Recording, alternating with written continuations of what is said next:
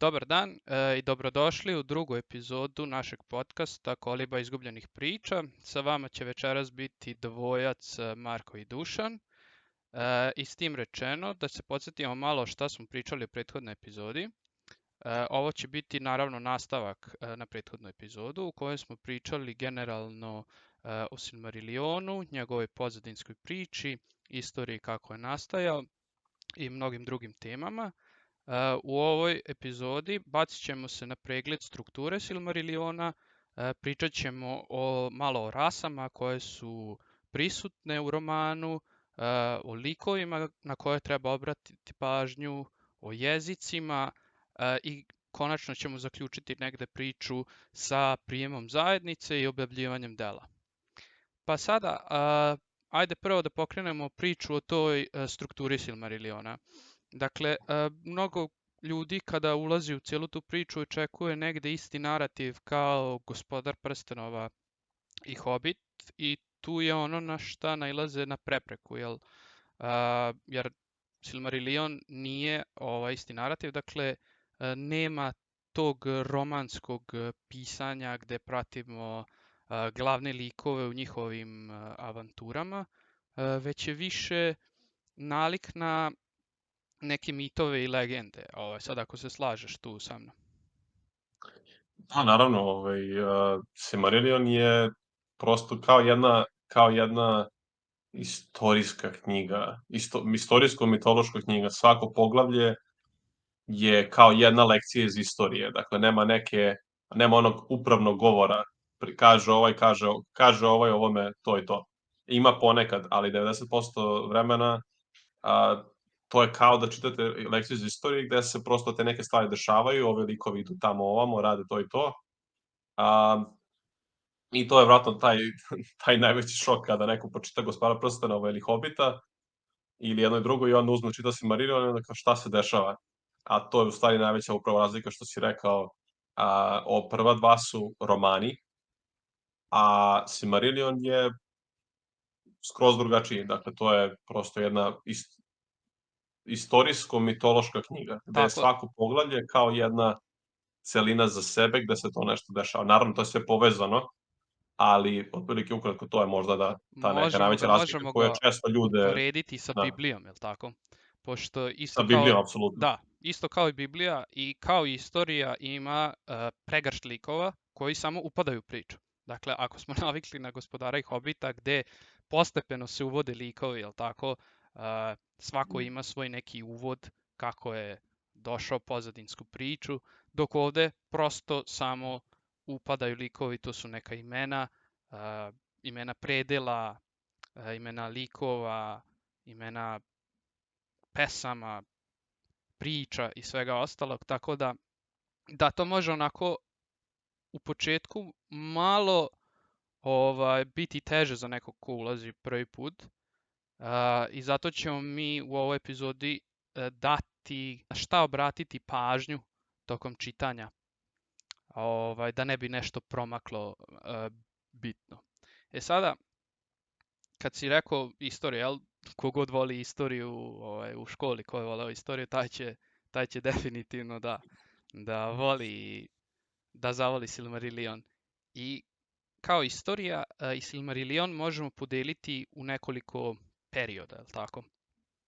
I sama knjiga je podeljena u tako reći 5 delova. Sada tu se izdvajaju neke 3 celine. Pa tako prva 2 dela govore o stvaranju sveta, o ustrojstvu moći i tu će biti takođe opisani ta eterična bića koja ćemo vidjeti kasnije u poglavljima koje se nazivaju Valari. U drugom delu to je istorija Silmarila, odnosno Quenta Silmarillion, to je najveći deo, odnosno čini, što se kaže, meso ove priče. I tu će biti opisana cijela istorija prvog doba. Znači sve ono, ako ste čitali Gospodara i Hobita, sve one priče koje su bile iskazivane od strane Elronda, Gandalfa, i ostali koji znaju istoriju, koje se baziraju na prvom dobu, sada će te priče biti, tako reći, i ispričane u celosti. I konačno, treći deo koji se tu izdvaja jeste posle prvog doba, odnosno šta se dešava u drugom dobu na kratko i početna priča, odnosno kako bi Englezi rekli, prequel, i donekle i ukratko ispričan Gospodar prstenova, odnosno generalno o trećem dobu. Dakle, što se mene tiče, zanimljivo je gledati u svih tih 5 celina kako su u stvari jako različite priče. Što je još jedan dodatni nivo, da kažemo, tog izazova čitanja Silmarillion'a, zato što to prvo poglavlje Ainul Indale je praktično mit o postanku i onda opet to poređenje sa Biblijom. Silmarillion bukvalno počinje sa Tolkienovim mitom o postanku. Onda imamo tu Valakventu, to je to drugo poglavlje, koja nam opisuje sve te glavne božanske i anđelske likove. I to je onako poglavlje koje, to nije ni poglavlje, nego je bukvalno kao, ne znam, Postavka. rečnik ili kao lista, Da. lista neka lista gde se bukvalno kaže, ok, to je, ne znam, ako je neko čitao, na primer, Verovanje stari German, ima jedna zbirka nordijskih mitova, i tu bukvalno piše, ne znam, ovo je Thor, Thor ovo je je bitna stvar o zadužen za Thoru, nešto tralala. i on živi tu i tu. Valakventa je ta, ona objašnjava koji su ti valari, odnosno bogovi, oko tih anđela i tako to. Quenta Silmarillion, koji je ta glavna priča, tu ne vredi ništa ni komentaristi ovako, zašto je prosto ogromno, tu se dešava sve ovo glavno To ćemo oko usput Silmarilliona. proći sve, svakako.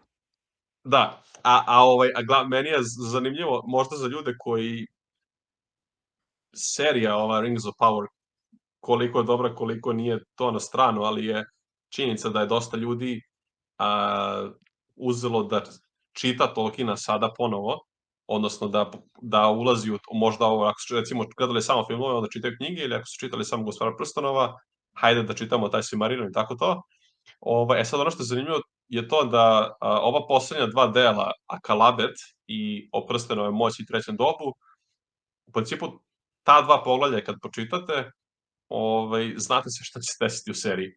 Jer tu se u stvari cela srž, sve to što serija želi da pokrije, to se dešava u ta dva poglavlja. Tako da je to recimo neka zanimljiva priča. Dakle, taj Akalabet koji je praktično Tolkienova verzija mita o Atlantidi, i onda ovo poslednje poglavlje koje je poglavlje o prstenima moći i trećem dobu, koje praktično završava. I kad čitate Silmarillion, pročitali ste sve.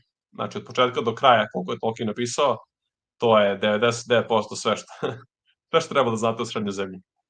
Tako, Tako da to je ono što je Silmarillion još je glavna stvar. interesantno, to kad si rekao sada, tu ćete pročitati sve što znate o Srednjoj zemlji, što je deo trećeg doba i za Gospodara prstenova nešto minorno kratak u celom Silmarillionu.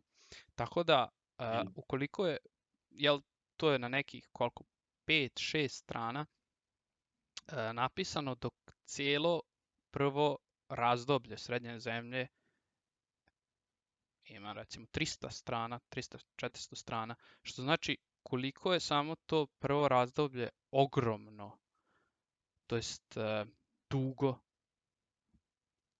i koliko samo ima priča koje verovatno da su pisane stilom kao što je pisan Gospodar prstenova i Hobbit, verovatno bi trebalo IHH knjiga, odnosno IHH knjiga postoji 12 delova istorije Srednje zemlje, od kojih su prva, druga, treća, četvrta, peta i tamo 9, 10, 11, ja mislim da govore samo o Silmarillionu i njegovim verzijama. Što znači da ima jako, jako puno materijala iz prvog razdoblja koje, naravno, treba preći sve, jel?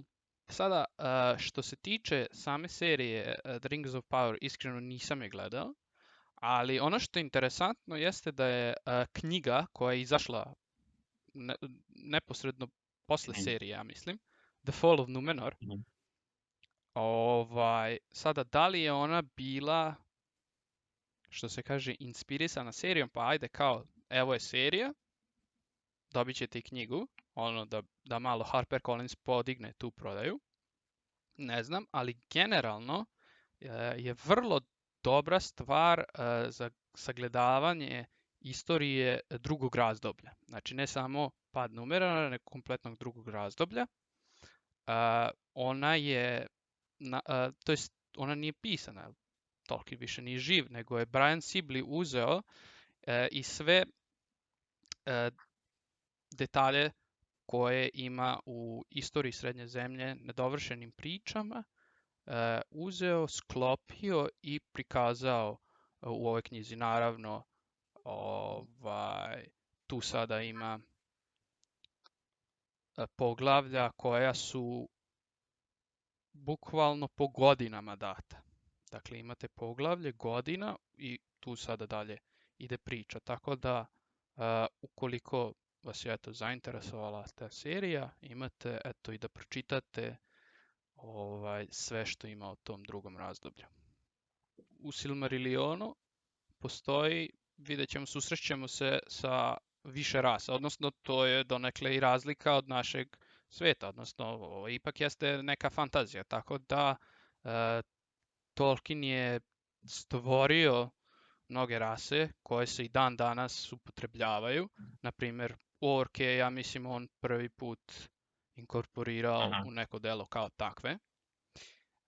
No, međutim, ajde da pričamo o vilenjacima. Dakle, prva onako veća rasa bića sa kojima se srećemo i koje će praktično nositi čitav Silmarillion, za razliku od kasnijih doba kada će u njihove cipele tu zaći ljudi. Pa sada da ne ulazimo previše i da ne otkrivamo previše stvari koje će biti kasnije pomenute, mislim da je najbitnije pomenuti da su vilenjaci prva Iluvatarova deca. Kasnije ćemo to vidjeti šta to tačno znači. I da ih je Tolkien, jedan rod vilenjaka, u prvim svojim nacrtima nazivao gnomi. Odnosno mudrost, jel tako, kada se prevede sa grčkog. Kasnije je taj naziv otpao zbog očigledne zabune koje se može javiti kod ljudi, a to je da se gnomi zapravo baštinski patuljci, jel? I onda kada bi ljudi čitali, jel, zamišljali bi vilenjake koje mi danas znamo iz Gospodara i Hobita kao male baštinske patuljke. Tako da je on odustao od tog naziva i prešao je na naziv elf. Međutim, čak i taj naziv gnom je negdje ostao onako lepo sakriven i upotrebio ga je u jednoj instanci kada je za jednog vilenjačkog princa stavio naziv, odnosno ljudi su ga nazivali nom, što znači mudrost. Tako da je ipak ostala ta neka prva zamisao koju je on imao. Pa meni je to zanimljivo što se tiče vilenjaka. Mislim, u stvari, kroz ceo Silmarillion vidimo kako je sve to nastajalo i taj, recimo, razvoj tih vilenjačkih, odnosno vilovnjačkih rasa, koliko pažnje je Tolkien posvetio tim migracijama naroda i onda kako te migracije naroda utiču na njihove jezike i na njihove međusobne odnose, sve to. To je jedna od tih zanimljivih, to je meni jedan od najzanimljivih delova Silmarilliona, ali na to prvo čitanje može da deluje malo konfuzno, ali kad dođemo do tih delova, svakako ćemo napraviti mali presek, ok, ovo su rase koje su bitne, ova imena zapamtite, pa ova ne morate. Zato što, recimo, ne znam, kad krene da deli rase, često jedna rasa ima neka 2-3 imena još.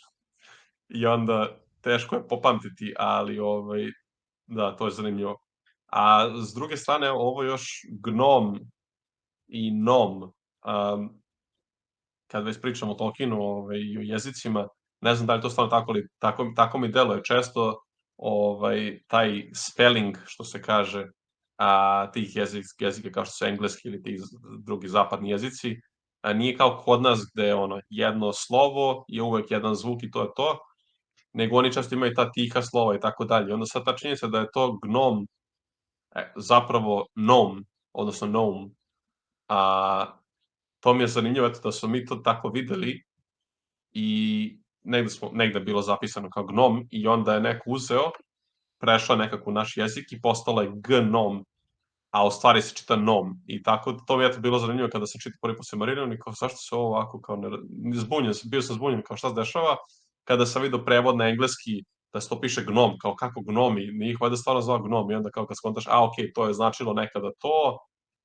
pa je to je naš spelling na srpski prešao u ovo i tako da eto, te lingvističke zavrzlame su uvek zanimljiv deo svih Tolkienovih priča.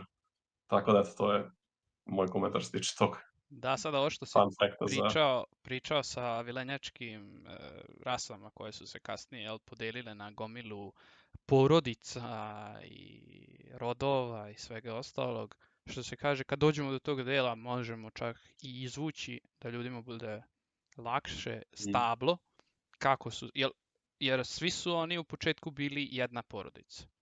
Kasnije su se vremenom raslojili na više tih rodova. Mm. A Recimo, mislim da... znamo na primjer iz Gospodara neke od njih, je tako, tu je Legolas i opet s druge strane tu je Elrond. Čak ako možemo tako reći i po slikama koje su mnogi autori, odnosno slikari Tolkienovi dali, tačno se vidi razlika, na primjer, u stilu oblačenja. Na sam prvi pogled. Dakle, jasno je da se ne radi o istim porodicama.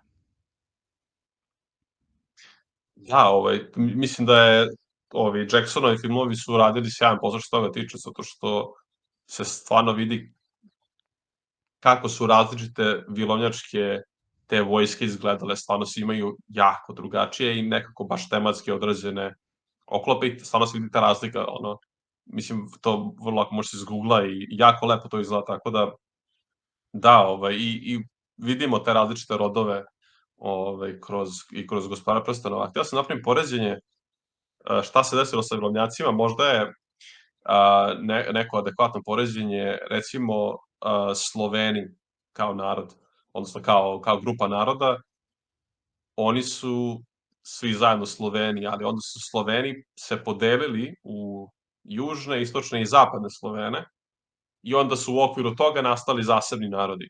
Tako da, to je možda malo kompleksnije nego ovo što se desilo vilovnjacima, mada i nije. Mislim da je Tu je onako negde. prilično dobro poređenje, otprilike onako da Da, se dobije neka dobro slika šta se poređenje. dešava kroz Silmarillion. Slažem se. I to što si pomenuo za Jacksonove filmove, koliko god možemo da mu zameramo sve, slažem se sa tom da su kostimi fenomenalno urađeni i da to stoji. Sada da proširimo priču i na druge rase, tu ćemo se sresti dalje sa patuljcima. Patuljci, vidjet ćemo, nisu izvorno Božija, tako reći, deca, već će ona nastati nekom subkreacijom, odnosno bit će stvoreni da liče nalik na decu, međutim, pošto tada vilenjaci još nisu bili budni, odnosno još nisu došli na svijet, oni će zato biti stvoreni tako zakršljali, ajde da i kažemo kako su ih i oni i sami vilenjaci zvali tokom prvog doba. Sada nećemo da ulazimo u detalje kako su nastali, jer čitavo poglavlje ima o tome i o njihovom nastanku. Samo eto dati na znanje da iako su patuljci jedna posebna rasa, nisu bili planirani, možemo reći, za svet, ali su na kraju ipak odigrali ključnu ulogu u njegovoj istoriji. Tu imamo sada i ljude kao posebna rasa, jel? Oni su druga Eruova kreacija, odnosno njegova druga deca.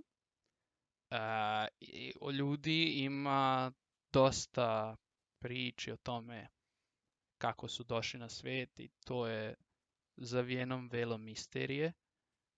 Ništa se tačno ne zna. Njih zna se otprilike priče raznih naroda koji su prelazili preko planina bežući od zla koje je na taj svet doneo, vidjet ćemo ko, da ne spojlujemo. I samim tim mislim da ne treba previše ulaziti u to kako su oni nastali, mada ima jedna lepa priča, a o tome ćemo pričati kada na to dođe vrijeme.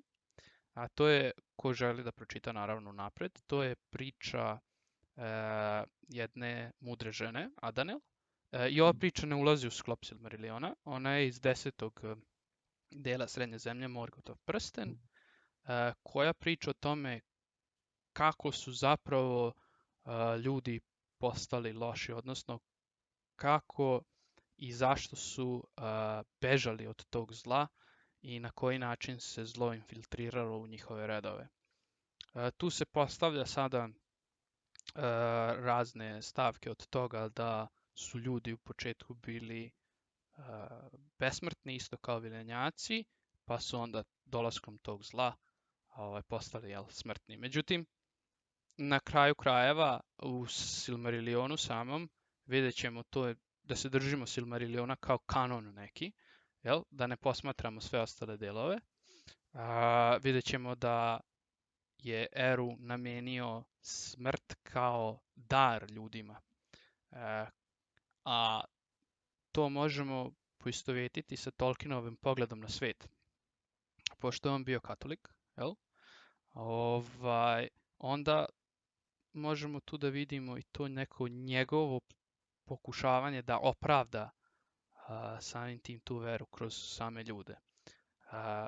Posmatrajući smrt kao poklon. A vidjet ćemo kasnije i zašto je on to njime namenio. Da, meni je to jedan od neko delo koji, mislim, svakako je i namenjen tome, delo koje onako najviše teraju čovjeka da se zamisli malo oko tih stvari, taj način kako je Tolkien uspeo da napravi to oko smrti i da to predstavi kao neku vrstu dara u tom njegovom svetu. Dakle, ono što, sam ne znam koliko je to spoiler, pričat ćemo još o tome, ali činjenica da su vilovnjaci besmrtni je vezana za to što su oni vezani za taj svet. Ljudi umiru, ali onda njihova duša napušta taj svet. Dok su vilovnjaci kada umru, samo se reinkarniraju na neki način. I onda je to što je on uspeo nekako da napravi tu neku verziju gde je smrt dar, a Tolkien se kroz sve ovo njegovo pisanje naravno često dotiče svi tih gorko-slatkih tema i kod Tolkiena retko šta je onako čisto da je sve super, da je dobro, da je odlično, nije, Daleko uvek od je toga. onako, Daleko ima od toga. malo, da, uvek je gorko-slatko. Ima jedan odličan citat iz Družine prstena kada Haldir kaže sve što je lepo je pomešano sa tugom, ali čak i zbog toga, čak i uprkos tome, a možda i zbog toga, upravo zbog toga što je pomešano sa tugom, sve to što je lepo je još vrednije. I to je ta neka jedna od tih Tolkienovih tema koju on vrti kroz celo svoje stvaralaštvo, tako da to je onako veoma zanimljivo i biće interesantno pričati dalje o tome kada budu ti delovi baš nailazili.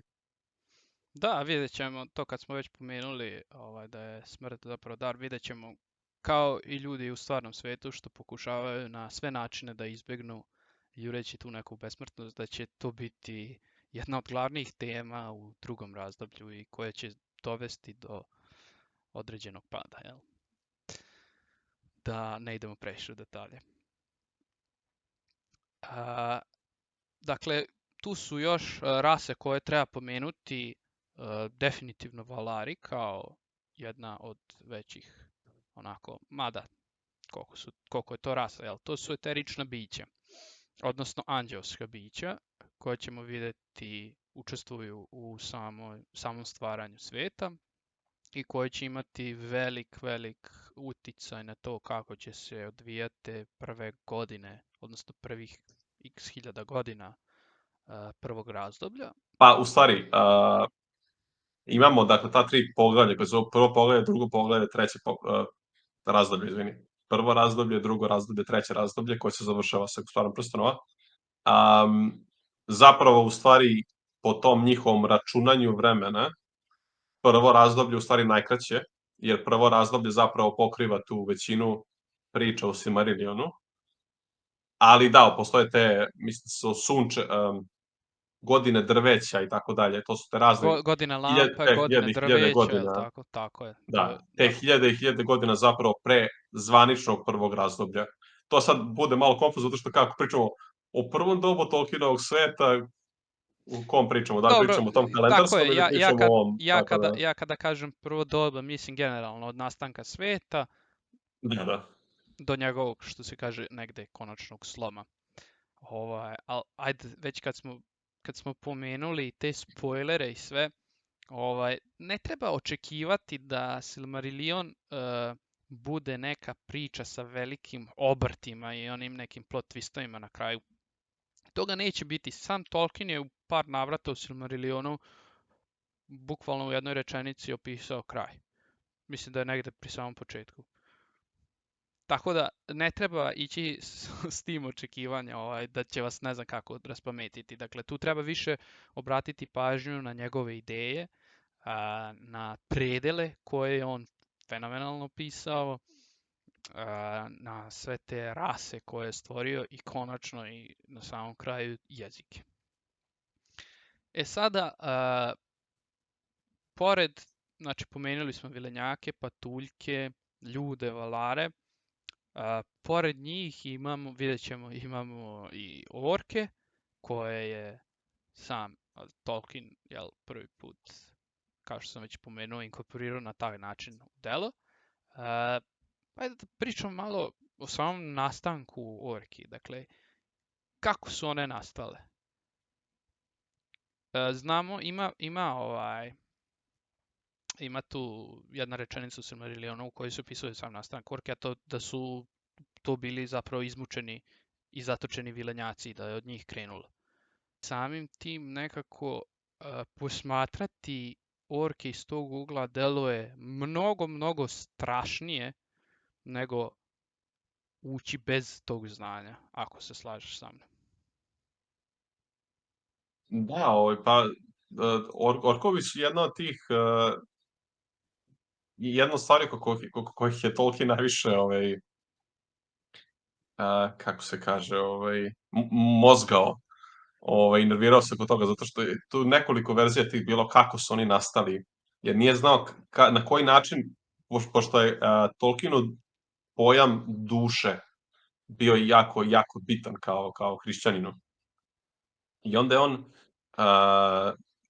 pokušavao da nađe način koji bi se nekako najviše uklapao i možda nekim njegovim verovanjem i koji bi možda predstavio celu tu raspravu oko toga šta je duša, ko ima dušu i tako dalje. Zato ima nekoliko tih verzija oko toga kako su orkovi nastali. Ta koja se smatra onako zvaničnom verzijom je ta da su i tako ćemo i mi pričati o tome i tako ćemo mi to pretpostavljati kao tako, da su nastali od vilovnjaka koji su bili zarobljeni i onda mučeni kroz crnu magiju i tako dalje, i nastala je ta izvrnuta verzija. I onako, to je, kaže se čak i u knjizi da je to možda i najstrašnije delo Morgotovo, odnosno da kažemo nedelo, upravo to što je uzeo orkove i uzimao kidnapove vilovnjake i skrivio ih u orkove, pokoriši njihova bića na taj način. Za ljubitelje zmajeva, dakle vidjet ćemo ima i zmajeva u Silmarillionu, ali kao i što ima kasnije u preostalim delima. Jedan od tih zmajeva je odigrao vrlo veliku ulogu u samoj istoriji Srednje zemlje. I sad me podsjeti, molim te, da li smo nešto propustili, neke rase. Ne znam, možemo pomenuti hobite koji se zvanično, hobiti ili polušani ili halflings na engleskom, koji su tako neka mala misterija. Mislim da oni se zvanično valjda isto uklapaju kao neka podrasa ljudi. Pošto naravno, to smo pričali u prvoj epizodi, Hobbit je kao knjiga naknadno ubačen u taj kanon cele te priče, pa je Tolkien morao to sve da preskače, tako da se oni ne pominju u Silmarillionu.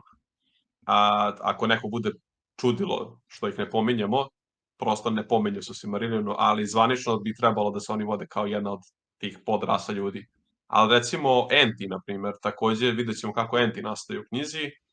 Oni su prosto to što su čuvari prirode, a s druge strane imamo neku njihovu iskrivljenu varijantu, gde se kaže da su trolovi nastali kao ta jedna izvrnuta kontraverzija, odnosno kao odgovor Morgotov za Ente, tako su nastali trolovi. I oni su nastali od kamena, planina su napravljeni. Pričali smo na početku epizode da će biti veliki problem za onoga ko ulazi po prvi put u ovo delo sam obim i količina likova. Dakle, pregršt likova na, ja bih rekao, premalo strana. Tako da daćemo sada neki okvirni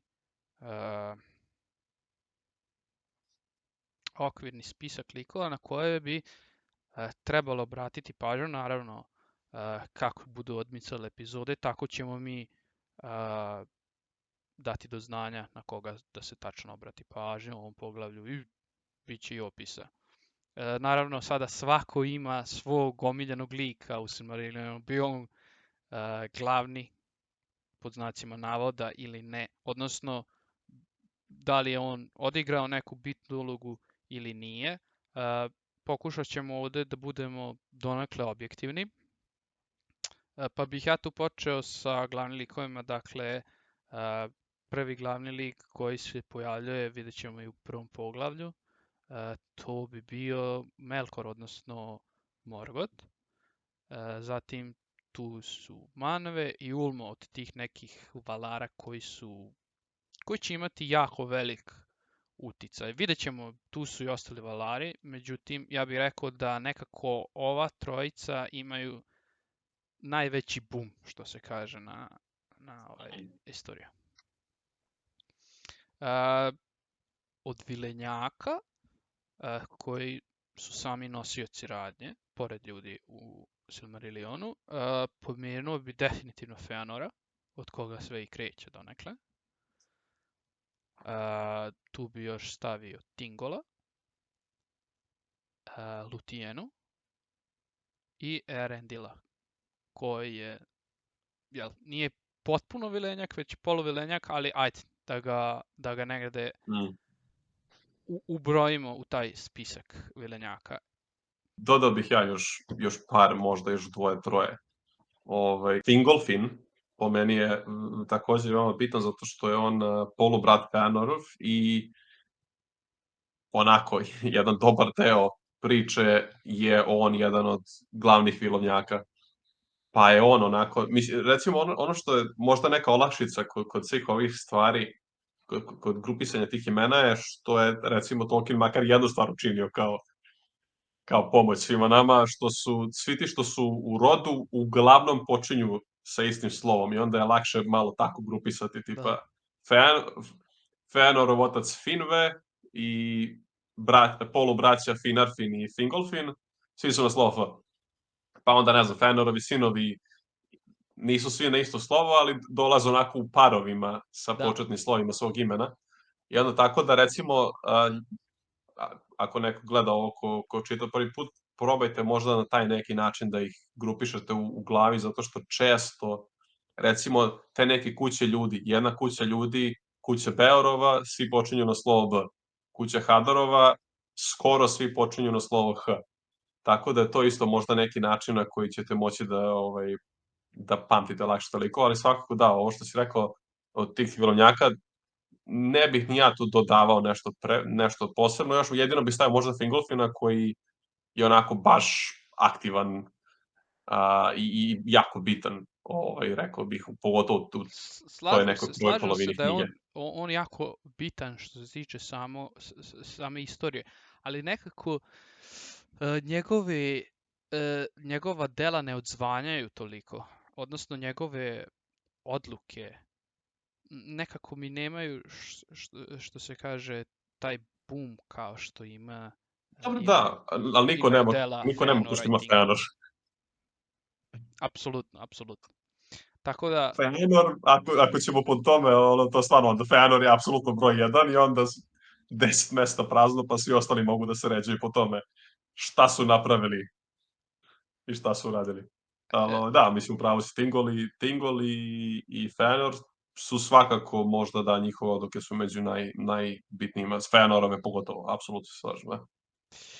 e, sada tu su još bitniji likovi i ljudi, kao što smo rekli, da će oni biti pored vilenjaka nosioci radnje. Pa tu neki od najznačajnijih likova, iako dolaze dosta kasno, vredi ih pomenuti. Tu su definitivno Beren i braća. Šta to dođe? Koji Ćemo stric. braća strica, jel? Turin i Tuor. Sva trojica imaju posebne priče i to se ubrajaju one tri velike priče na osnovu kojih je kasnije i nastao sam Silmarillion. O njima će naravno biti dosta reči, tako da mislim da ovde ne treba previše gubiti vremena, ali da, definitivno, eto, dati do znanja da se treba obratiti pažnja kada je reč o njima. Ja tu definitivno ne bih nešto posebno dodavao. Osim tog saveta, dakle, da su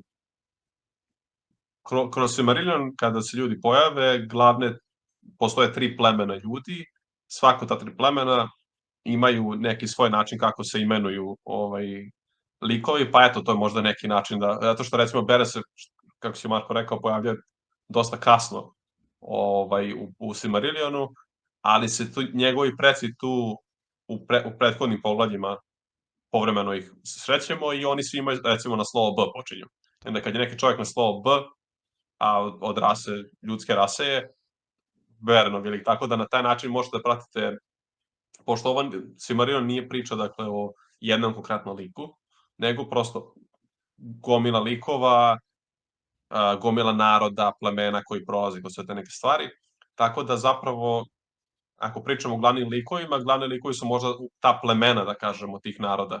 I onda na taj neki način možda lakše pratiti, recimo, to pleme kuće Beorova, koja počinje sa Beorom, a onda 10 poglavlja kasnije se pojavljuje Beren, koji je nastavak te dinastije i tako ima nekoliko takvih grupa, tako da eto to je možda neki Pa način za definitivno, pamćenje. kao što smo rekli na početku, dakle, ako je delo kao istorija, nećemo imati glavnog lika koji nosi samu priču. Dakle, imat ćemo više glavnih, ajde, ako možemo tako uopšte da se izrazimo, likova koji na osnovu čijih priča će kasnije da nastane sam Silmarillion. I ajde sada da se dotaknemo glavne teme, odnosno nečega od čega je sve krenulo, a to su jezici. U Silmarillionu vidjet ćemo dva vilenjačka jezika koja će biti onako istaknuta, a to će biti Kvenja i Sindarin. Kako su se oni zapravo razvijali, ako nam ti možeš reći? Pa da, dakle, sad, tu se opet ulazi malo u te spoilere, ali recimo da kažemo... Blage spoilere, pošto opet, kao što smo rekli, nema smisla govoriti o spoilerima kada je reč o Silmarillionu. Da.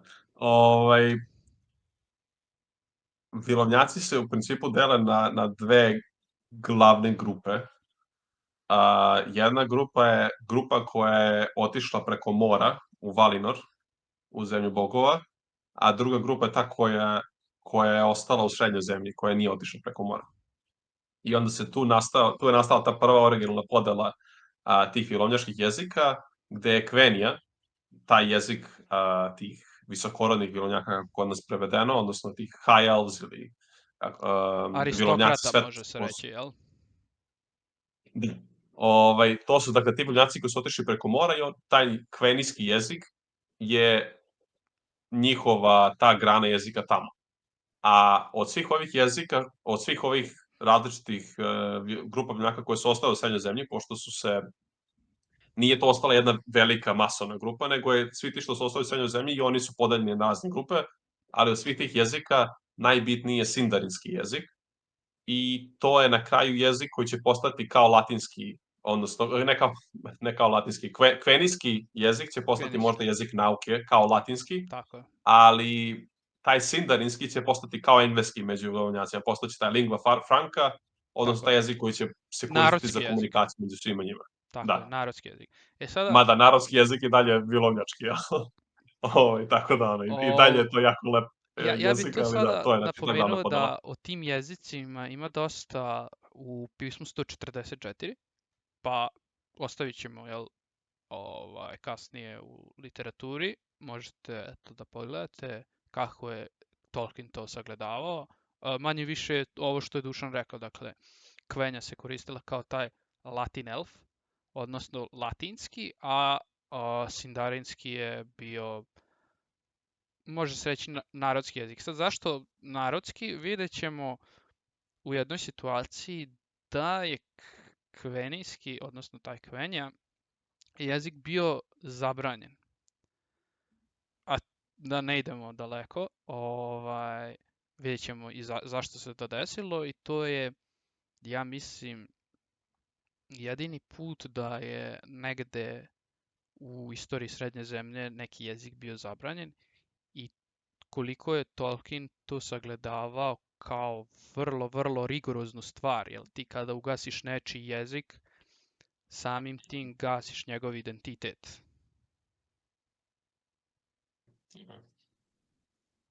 Tako da, eto, to je bila neka, može se reći, zanimljivost koja će biti kasnije, kad bude vreme došlo, i objašnjena. Bližimo se, evo sad i kraju ove epizode. Pomenut ćemo na kraju prijem zajednice i objavljivanje samog dela. Dakle, Tolkien imao prilično veliki izazov zapravo da objave Silmarilliona iz više razloga. Prvi razlog je što je on u nekoj svojoj originalnoj ideji imao da to bude kao jedan tom.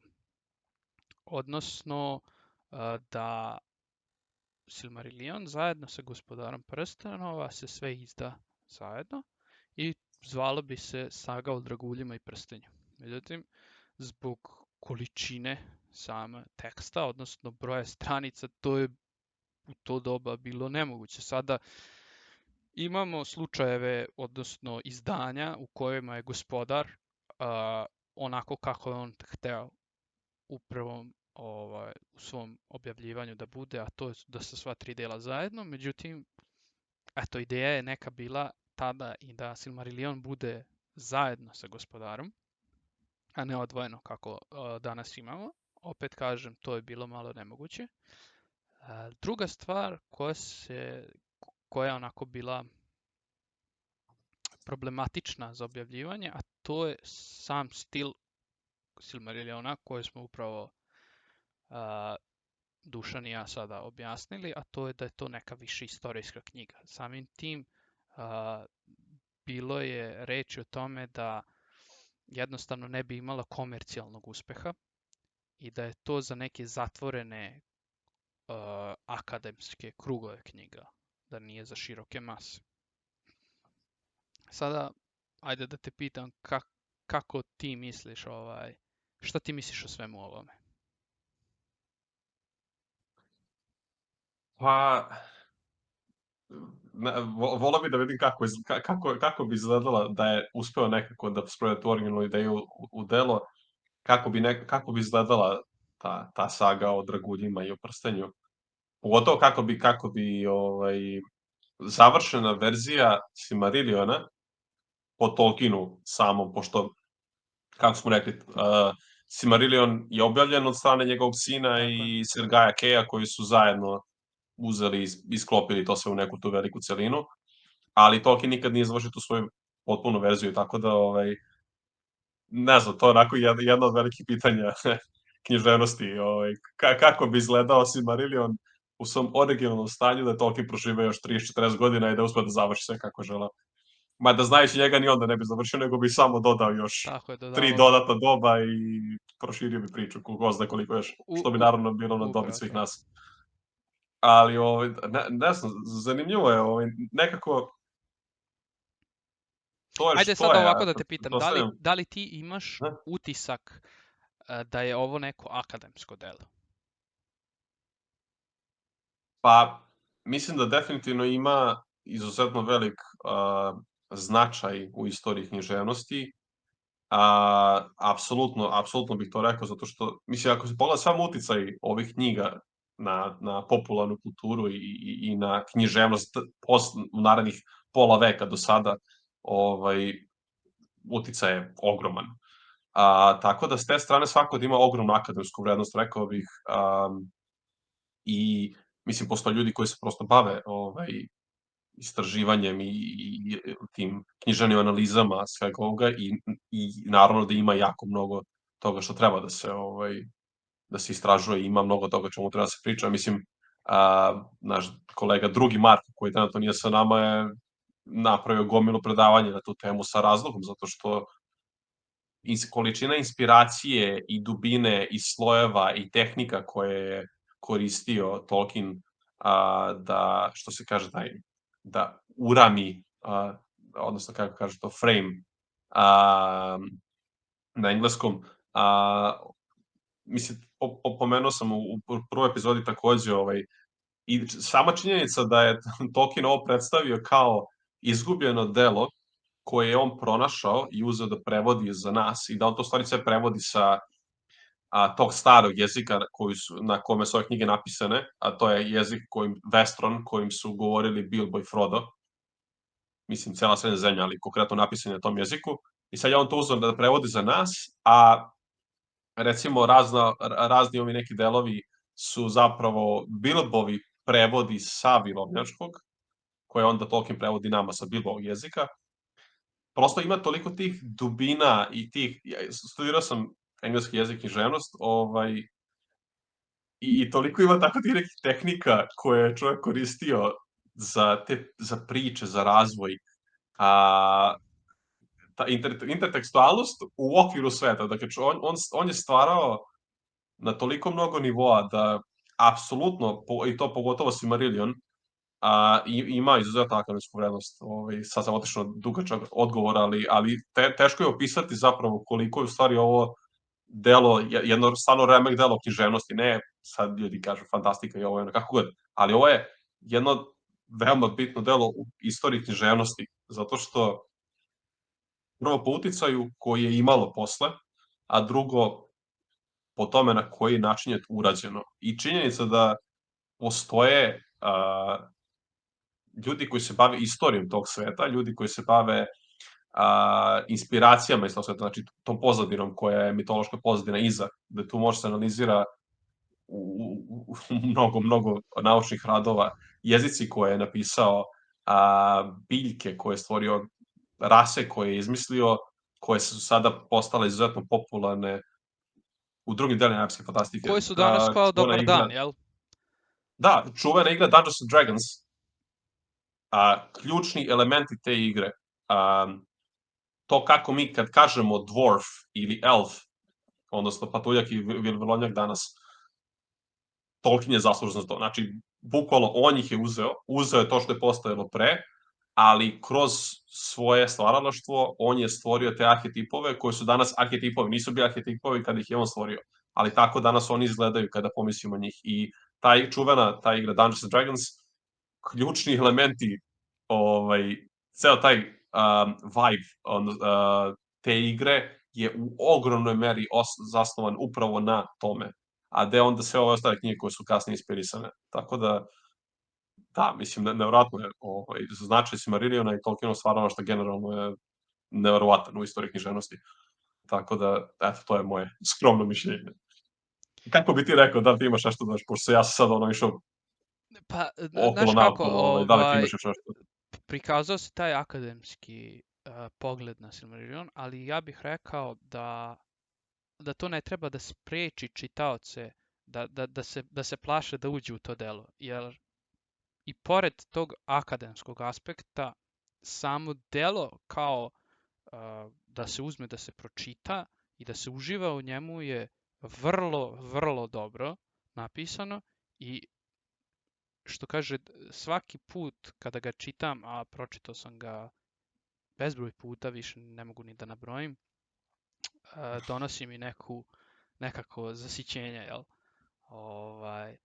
To unutrašnje.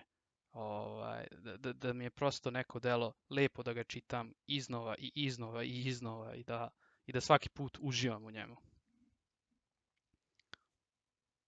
Da, jeste, mislim, ja ne znam stvarno koliko davno sam prestao ja da brojim koliko sam puta pročitao sve ove knjige i stvarno jeste i ono što mi nekako možda najlepša stvar je što je, mislim, stvarno je napisano na taj način koji bi svako mogao da razume, a to je ta neka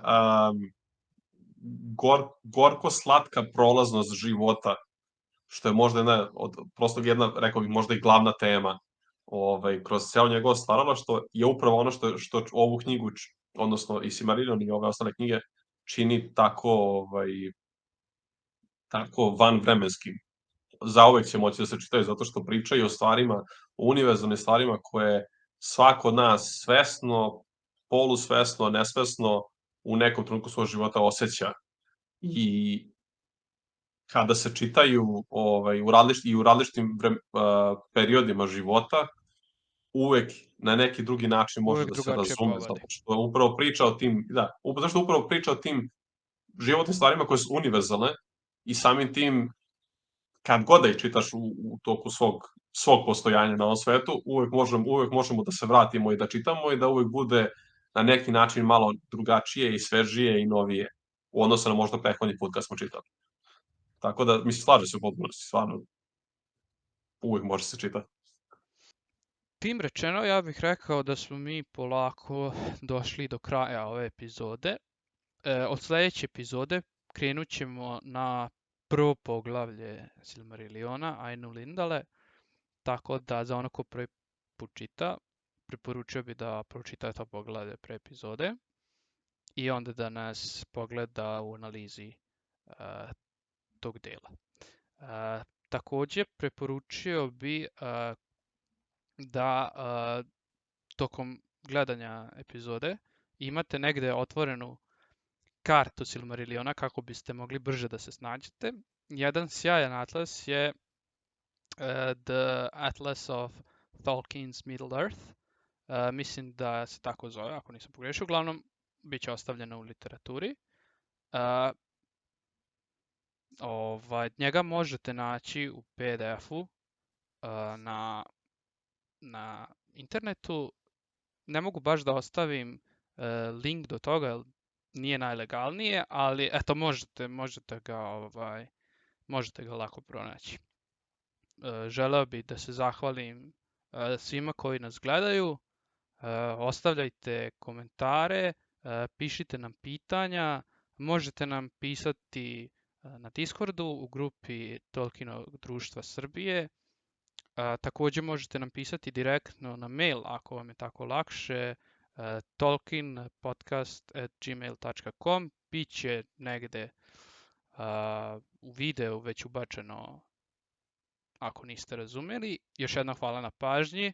Sa vama su bili Dušan i Marko i vidimo se u sledećoj epizodi. Pozdravim.